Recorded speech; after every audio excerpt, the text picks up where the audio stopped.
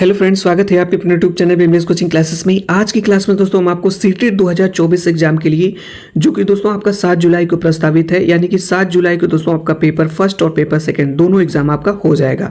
दोस्तों देखा जाए तो समय बहुत ही कम बचा हुआ आपके पास। दोस्तों मई लगभग समाप्त होने वाली है, इसके बाद आपका जून है और इसके बाद आपका जुलाई में एग्जाम ही है।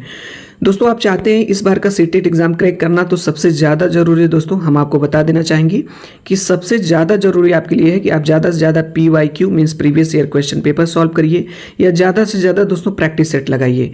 ये दोस्तों आपके लिए सबसे ज़्यादा जरूरी है। आप कितना पढ़ लेंगे दोस्तों आपके लिए कम ही रहेगा। आज की क्लास में दोस्तों ऐसे ही हम जो है आपको बाल विकास एवं शिक्षा शास्त्र के 30 प्रश्न मीन्स 30 प्रश्न इस क्लास में लिए हैं। इन तीनों प्रश्नों को दोस्तों एक मॉक टेस्ट के तौर पे आप दीजिए और देखिए कि इन 30 प्रश्न में आपके कितने प्रश्न सही हो रहे हैं और अभी तक आप लोगों ने सीटेट एग्जाम के लिए कितनी अच्छी प्रिपरेशन की है। आइए दोस्तों इन प्रश्नों को देखते हैं और आप अपना असेसमेंट मीन्स मूल्यांकन जरूर करिए कि आप कितने प्रश्न सही कर पा रहे हैं। ठीक है, ये दोस्तों हमारे इस चैनल को अभी तक आप लोगों ने सब्सक्राइब नहीं किया है तो चैनल को सब्सक्राइब कर लीजिए और बेल आइकन पर क्लिक करके ऑल पर क्लिक कर लीजिए ताकि क्लास का नोटिफिकेशन आप तक पहुंचता रहे। आइए देखते हैं दोस्तों इन प्रश्नों को। पहला प्रश्न आपके सामने ये रहा फर्स्ट नंबर का कि प्राथमिक स्तर पर एक शिक्षक में निम्न में से किसे सबसे महत्वपूर्ण विशेषता माननी चाहिए। प्राथमिक स्तर पर एक शिक्षक में निम्न में से किसे सबसे महत्वपूर्ण विशेषता माननी चाहिए। ए वाला ऑप्शन है धैर्य और दृढ़ता, बी वाला ऑप्शन है शिक्षण पद्धतियों और विषयों के ज्ञान में दक्षता, सी वाला ऑप्शन है अति मानक भाषा में पढ़ाने में दक्षता और डी वाला ऑप्शन है पढ़ाने की उत्सुकता। आप लोग बताइएगा इन चार ऑप्शंस में से कौन सा ऑप्शन राइट होगा, सही होगा, जल्दी से बताइएगा। तो इसका पहला ऑप्शन हो जाएगा सही, धैर्य और दृढ़ता। यानी कि प्राथमिक स्तर पर एक शिक्षक में धैर्य और दृढ़ता का दोस्तों होना बहुत ही आवश्यक है। यही सबसे आपकी महत्वपूर्ण विशेषता मानी जाती है। दोस्तों आज की क्लास में हम आपको एक चीज और बताना चाहेंगे। सीटेट के प्रश्नों में दोस्तों अगर आप चाहते हैं कि सीटेट के 10 से 20 प्रश्न आप आसानी से ऐसे ही सही कर लें तो दोस्तों एक तरीका हम आपको बता रहे हैं, इस तरीके को आप फॉलो करिएगा।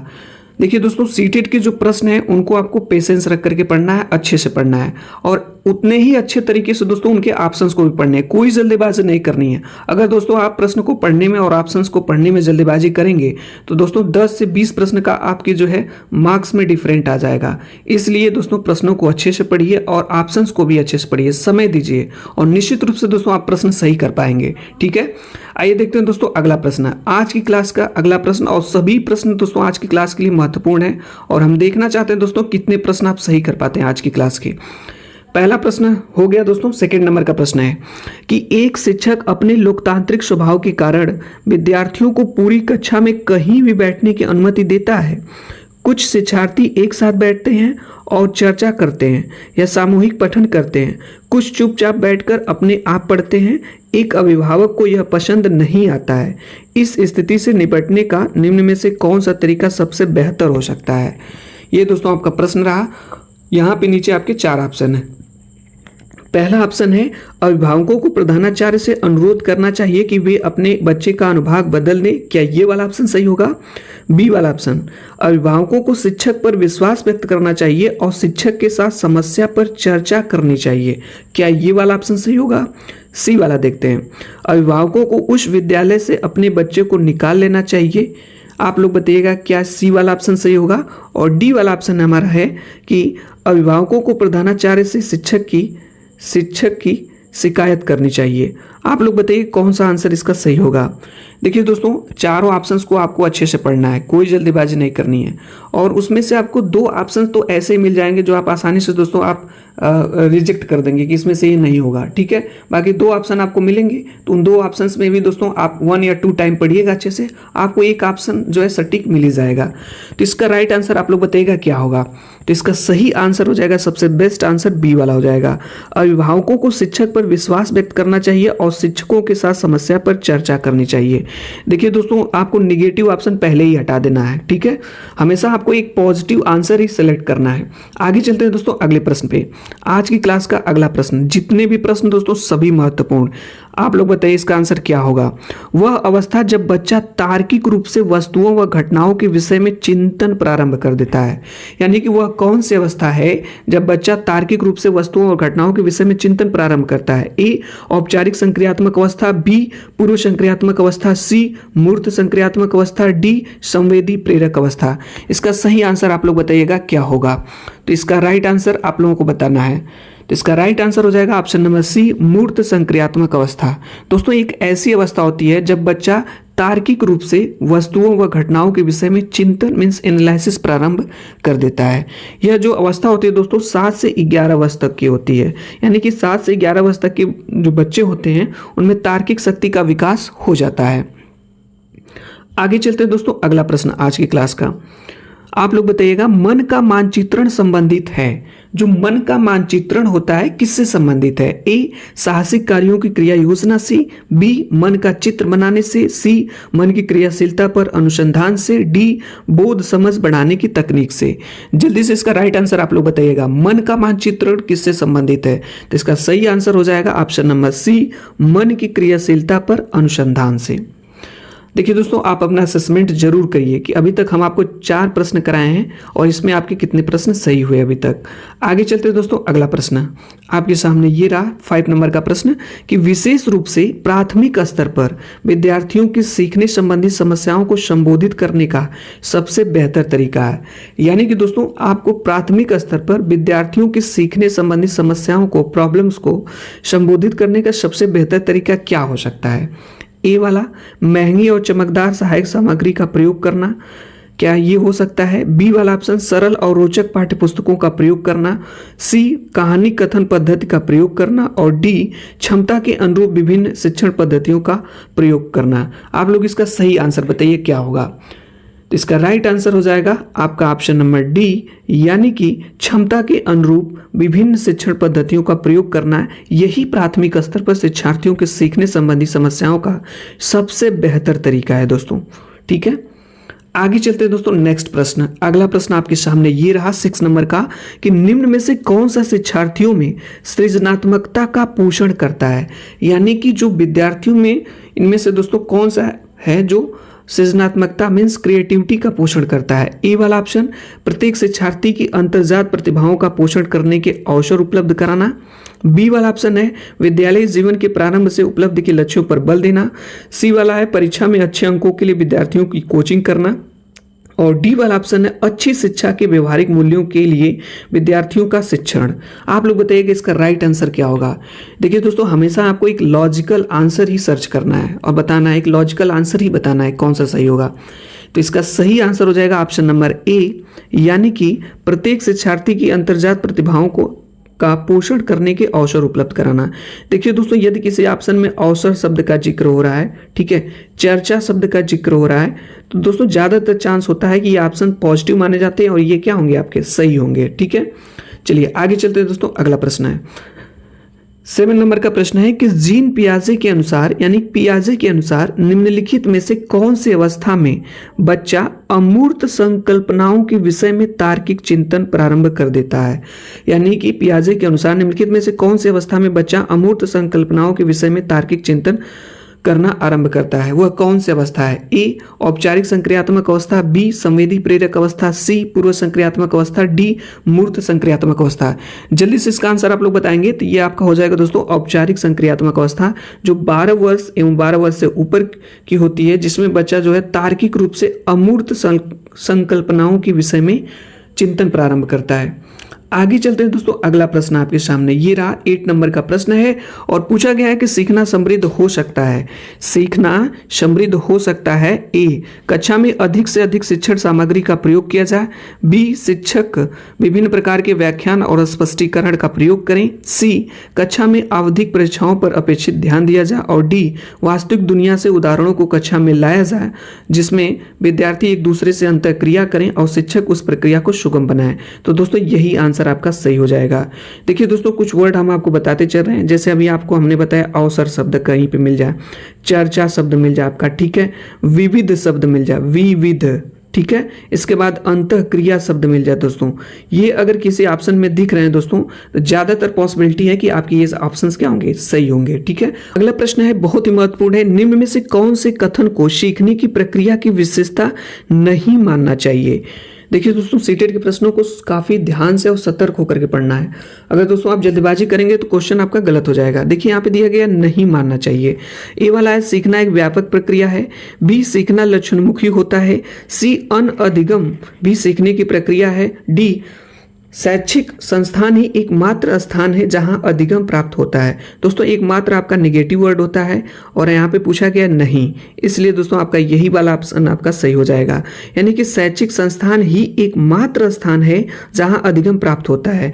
अगले क्वेश्चन पे चलते हैं दोस्तों। अगला प्रश्न पूछा गया है कि 5वीं कक्षा के दृष्टिबाधित विद्यार्थी, दृष्टिबाधित विद्यार्थी का मतलब दोस्तों ऐसे विद्यार्थी जो देख नहीं सकते हैं।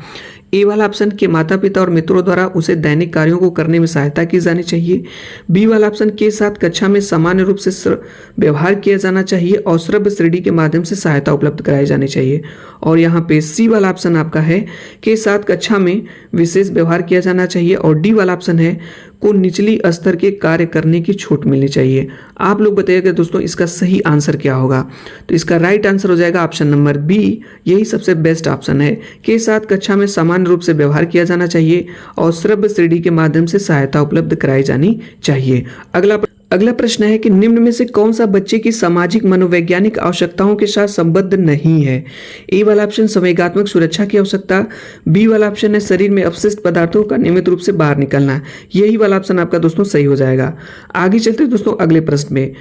अगला प्रश्न बहुत ही महत्वपूर्ण है दोस्तों। पूछा गया है कि वह कौन सा स्थान है जहां बच्चे के संज्ञानात्मक विकास को सबसे बेहतर तरीके से परिभाषित किया जा सकता है। दोस्तों वह कौन सा स्थान है जहां बच्चे के संज्ञानात्मक विकास को सबसे बेहतर तरीके से परिभाषित किया जा सकता है। ए विद्यालय एवं कक्षा पर्यावरण में, बी सभागार में, सी घर में, डी खेल का मैदान। तो दोस्तों इसका सही आंसर आप लोग बताएंगे तो इसका राइट आंसर हो जाएगा आपका ऑप्शन नंबर ए विद्यालय एवं कक्षा पर्यावरण में। आगे चलते हैं दोस्तों अगला प्रश्न। पूछा गया है कि खाली स्थान को एक अभिप्रेरित शिक्षण का संकेतक माना जाता है। ए वाला ऑप्शन है शिक्षक द्वारा दिया गया उपचारात्मक कार्य। बी वाला ऑप्शन है शिक्षार्थियों द्वारा प्रश्न पूछना। सी वाला ऑप्शन है कक्षा में एकदम खामोशी। और डी वाला ऑप्शन है कक्षा में अधिकतम उपस्थिति। इसका सही आंसर आप लोग बताएंगे क्या होगा। तो इसका राइट आंसर हो जाएगा आपका जो है ऑप्शन नंबर बी, यानी विद्यार्थियों द्वारा प्रश्न पूछना एक अभिप्रेरित शिक्षण का संकेतक माना जाता है। अगला प्रश्न है कि निम्न में से कौन सा बुद्धिमान बच्चे का लक्षण नहीं है। ए वह जो प्रभावपूर्ण एवं उचित तरीके से संप्रेषण करने की क्षमता रखता है। बी वह जो अमूर्त रूप से सोचता रहता है। सी वह जो नए परिवेश में स्वयं को समायोजित कर सकता है। डी वह जो लंबे निबंधों को बहुत जल्दी रटने की क्षमता रखता है। आप लोग बताइएगा दोस्तों कौन सा बुद्धिमान बच्चे का लक्षण नहीं है पूछा गया है। तो इसका सही आंसर हो जाएगा ऑप्शन नंबर डी वह जो लंबे निबंधों को बहुत जल्दी रटने की क्षमता रखता है। यह बुद्धिमान बच्चे का लक्षण नहीं है। आगे चलते हैं दोस्तों अगला प्रश्न है। पूछा गया है कि बच्चे दुनिया के बारे में अपनी समझ का सृजन करते हैं, इसका श्रेय खाली स्थान को जाता है। बच्चे दुनिया के बारे में अपनी समझ का सृजन करते हैं, इसका श्रेय किस मनोवैज्ञानिक को जाता है। ए पेवलोव को, बी कोहलवर को, सी स्किनर को और डी पियाजे को। आप लोग बताइएगा इसका सही आंसर क्या होगा। तो दोस्तों इसका राइट आंसर हो जाएगा जीन पियाजे महोदय को। आगे चलते दोस्तों अगला प्रश्न है। बहुत ही महत्वपूर्ण प्रश्न है कि कृतिका अक्सर घर में ज्यादा बातें नहीं करती लेकिन विद्यालय में वह काफी बातें करती है। यह दर्शाता है कि ए वाला ऑप्शन शिक्षकों की मांग होती है कि बच्चे विद्यालय में खूब बातें करें। निगेटिव ऑप्शन नहीं होगा। कृतिका को अपना घर बिल्कुल पसंद नहीं है, यह भी नहीं होगा दोस्तों। उसके विचारों को विद्यालय में मान्यता मिलती है, हो सकता है दोस्तों। अगला ऑप्शन देखते हैं विद्यालय हर समय बच्चों को खूब बातें करने का अवसर देता है। ऐसा कुछ नहीं दोस्तों। इसका राइट आंसर हो जाएगा आपका ऑप्शन नंबर सी उसके विचारों को विद्यालय में मान्यता मिलती है। आगे चलते हैं दोस्तों अगला प्रश्न है। बहुत ही बेहतरीन क्वेश्चन है और कई बार एग्जाम में पूछा गया है दोस्तों। ये इंपॉर्टेंट क्वेश्चन आपके लिए, ठीक है। वो एक शिक्षक को अपने शिक्षार्थियों मीन्स विद्यार्थियों की क्षमताओं को समझने का प्रयास करना चाहिए। एक शिक्षक को अपने विद्यार्थियों की क्षमताओं को समझने का प्रयास करना चाहिए। निम्नलिखित में से कौन सा क्षेत्र इस उद्देश्य के साथ संबद्ध है। क्या सामाजिक दर्शन या मीडिया मनोविज्ञान या शिक्षा मनोविज्ञान या शिक्षा समाजशास्त्र। आप लोग बताइएगा इसका सही आंसर क्या होगा। तो इसका सही आंसर ऑप्शन नंबर सी सही हो जाएगा, शिक्षा मनोविज्ञान। आगे चलते दोस्तों अगला प्रश्न। पूछा गया है कि सीखने की प्रक्रिया में अभिप्रेरणा, सीखने की प्रक्रिया में अभिप्रेरणा मीन्स मोटिवेशन। ए पिछले सीखे हुए को नए अधिगम से अलग करती है। बी शिक्षार्थियों को एक दिशा में सोचने के योग्य बनाती है। सी शिक्षार्थियों में सीखने के प्रति रुचि का विकास करती है। और डी शिक्षार्थियों की स्मरण शक्ति को पैना बनाती है। इसका राइट आंसर आप लोगों को बताना है क्या होगा। तो इसका सही आंसर हो जाएगा दोस्तों कि शिक्षार्थियों में सीखने के प्रति रुचि का विकास करती है। देखिए दोस्तों, रुचि शब्द भी देख लीजिए। रुचि शब्द में आपको बताया, अवसर शब्द आपका हो गया, चर्चा शब्द आपका हो गया, विविध शब्द आपका हो गया, अंतःक्रिया शब्द हो गया। दोस्तों जितने भी शब्द दोस्तों हम आपको बता रहे हैं ये सीटेट के पॉजिटिव टैग वर्ड्स हैं, इनको दिमाग में अच्छे से फीड कर लीजिए और दोस्तों ये आपके क्वेश्चन सॉल्व करने में आपको काफी हेल्प करेंगे। ठीक है, आगे चलते हैं अगला प्रश्न पे। अगला प्रश्न हमारा है कि शिक्षा के क्षेत्र में पाठ्यचर्या शब्दावली खाली स्थान की ओर संकेत करती है। शिक्षा की क्षेत्र में पाठ्यचर्या शब्दावली खाली स्थान की ओर संकेत करती है। ए विद्यालय का संपूर्ण कार्यक्रम जिसमें विद्यार्थी प्रतिदिन अनुभव प्राप्त करते हैं। बी मूल्यांकन प्रक्रिया। सी कक्षा में प्रयोग की जाने वाली पाठ्य सामग्री। डी शिक्षक पद्धति एवं पढ़ाई जाने वाली विषय वस्तु। इसका राइट आंसर आप लोग बताएंगे तो इसका बेस्ट ऑप्शन हो जाएगा ऑप्शन नंबर ए विद्यालय का संपूर्ण कार्यक्रम जिसमें विद्यार्थी प्रतिदिन अनुभव प्राप्त करते हैं। आगे चलते हैं दोस्तों, अगला प्रश्न है। अगला प्रश्न हमारा है कि निचली कक्षाओं में शिक्षण की खेल पद्धति मूल रूप से आधारित है। निचली कक्षाओं में शिक्षण की खेल पद्धति मूल रूप से आधारित है। ए शिक्षण पद्धति के सिद्धांतों पर। बी विकास एवं वृद्धि के मनोवैज्ञानिक सिद्धांतों पर। सी शिक्षण के समाजशास्त्रीय सिद्धांतों पर। और डी शारीरिक शिक्षा कार्यक्रमों के सिद्धांतों पर। जल्दी से दोस्तों आप लोग इसका आंसर बताएंगे क्या होगा, जल्दी से आप लोग इसका आंसर बताइए। तो इसका राइट आंसर हो जाएगा आपका ऑप्शन नंबर बी विकास एवं वृद्धि के मनोवैज्ञानिक सिद्धांतों पर। अगला प्रश्न दोस्तों आपके सामने ये रहा 21 नंबर का कि एक बच्चा अतीत की समान परिस्थिति में की गई अनुक्रियाओं के आधार पर नई स्थिति के प्रति अनुक्रिया करता है, यह किससे संबंधित है। ए सीखने का प्रभाव नियम। बी सीखने की प्रक्रिया का अभिवृत्ति नियम। और सी सीखने का तत्परता नियम। और डी सीखने का सादृश्यता नियम। दोस्तों फटाफट इसका आंसर बताएंगे, इसका राइट आंसर क्या होगा। तो इसका राइट आंसर हो जाएगा दोस्तों ऑप्शन नंबर डी सीखने का सादृश्यता नियम। आगे चलते हैं दोस्तों, अगला प्रश्न आपके सामने ये रहा खाली स्थान प्रतिभाशाली होने का संकेत नहीं है, पूछा गया है। ए दूसरों के साथ झगड़ना, क्या है दोस्तों प्रतिभाशाली होने का संकेत नहीं है। बिल्कुल दोस्तों यही आंसर तो सही हो जाएगा, दूसरों के साथ झगड़ना। बाकी अभिव्यक्ति में नवीनता, जिज्ञासा और सृजनात्मक विचार ये सभी प्रतिभाशाली होने का संकेत है, लेकिन दूसरों के साथ झगड़ना ये प्रतिभाशाली होने का संकेत नहीं है। आगे चलते हैं दोस्तों, अगला प्रश्न पूछा गया है कि विशेष आवश्यकता वाले बच्चों को शिक्षा उपलब्ध कराई जानी चाहिए। ए विशेष विद्यालयों में विशेष बच्चों के लिए विकसित पद्धतियों द्वारा। दोस्तों नहीं होगा, क्योंकि दोस्तों हमेशा समावेशी शिक्षा की बात की गई है। बी वाला विशेष विद्यालयों में नहीं होगा। सी वाला ऑप्शन है विशेष विद्यालयों में शिक्षकों द्वारा नहीं, अन्य सामान्य बच्चों के साथ। दोस्तों यही राइट आंसर हो जाएगा आपका। ठीक है, आगे चलते हैं दोस्तों, अगला प्रश्न आपके सामने ये रहा 24 नंबर का प्रश्न। पूछा गया है कि आकलन को उपयोगी और रोचक प्रक्रिया बनाने के लिए खाली स्थान के प्रति सचेत होना चाहिए। आकलन को उपयोगी और रोचक प्रक्रिया बनाने के लिए खाली स्थान के प्रति सचेत होना चाहिए। दोस्तों 4 ऑप्शन है, इसका राइट आंसर आप लोगों को बताना है। तो इसका राइट आंसर हो जाएगा आपका ऑप्शन नंबर बी शैक्षिक और शैक्षिक क्षेत्रों में विद्यार्थियों के सीखने के बारे में जानकारी प्राप्त करने के लिए विविध तरीकों का प्रयोग करना। देखिए दोस्तों हम आपको बताएं ना विविध शब्द, यदि किसी ऑप्शन में दोस्तों विविध शब्द आ रहे हैं तो दोस्तों ज़्यादातर चांस है कि ऑप्शन आपका सही होगा। ठीक है, आगे चलते हैं दोस्तों। विकार से दोस्तों एक प्रश्न पूछ ही लिया जाता है और इस बार भी पूछा जाएगा आपसे। डिसलेक्सिया किससे संबंधित है। गणितीय विकास से, पठन विकार से, व्यवहार संबंधी विकास से, मानसिक विकास से। आप लोग इसका सही आंसर बताएंगे तो इसका राइट आंसर हो जाएगा पठन विकार से। आगे चलते हैं दोस्तों, अगला प्रश्न है हमारे सामने 26 नंबर का प्रश्न है। पूछा गया है कि बच्चों की सीखने की प्रक्रिया में माता पिता को भूमिका निभानी चाहिए। ए अग्रोन्मुखी, बी सहानुभूतिपूर्ण, सी तटस्थ और डी नकारात्मक। तो बच्चों की सीखने की प्रक्रिया में माता पिता को दोस्तों अग्रोन्मुखी भूमिका निभानी चाहिए। ऑप्शन नंबर ए सही हो जाएगा। आगे चलते हैं दोस्तों, अगला प्रश्न है कि विकास कभी न समाप्त होने वाली प्रक्रिया है, यह विचार किससे संबंधित है।